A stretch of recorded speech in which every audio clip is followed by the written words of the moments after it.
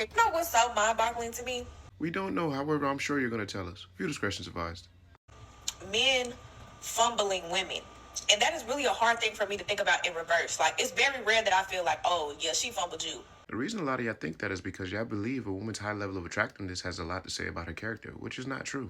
One has absolutely nothing to do with the other, but y'all refuse to believe that because y'all looking at this woman and saying, wow, she's so beautiful. How could she not be a great person? Well, you'd be surprised. Not to mention, y'all also believe that that attractive woman is doing that man a favor by being with him. Not understanding that he had to be somebody in order to get with her, let alone he contributes to the relationship the same way she does. Just because you are the more attractive person in the relationship doesn't automatically make you the better person in the relationship.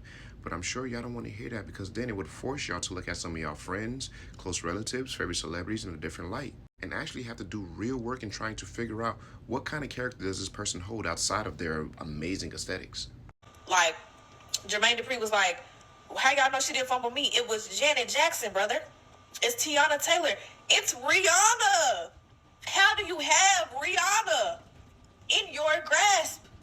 She wants to be with you.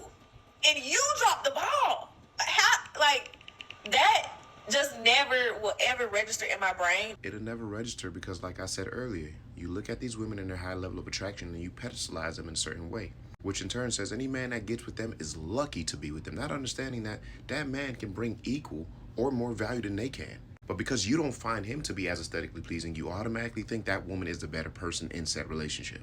Now, their level of attraction and high level of success is not something we can ignore. Yes, that is definitely something very valuable in a relationship. However, these women were not dating bumps. They were dating highly successful and attractive men as well. Your looks and money is not what makes you a good partner in a relationship. It's who you actually are.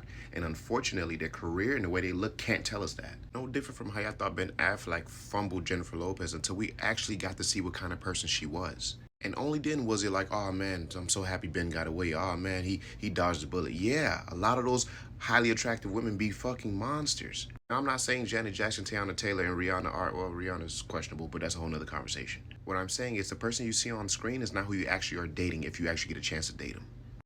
So it makes sense why some of y'all is fucked up. Like, you know how Cam Newton can't get over the Super Bowl? I understand why some of y'all is fucked up in the brain. Because y'all fumbled forever.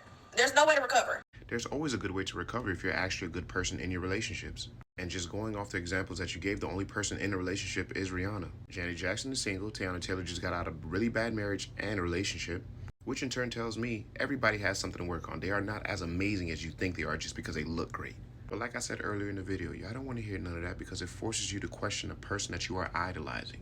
And we know how much I worship these women. But you know what? Fortunately for you, you ain't got to listen to shit I'm saying because I'm just a normal guy. Y'all get to change.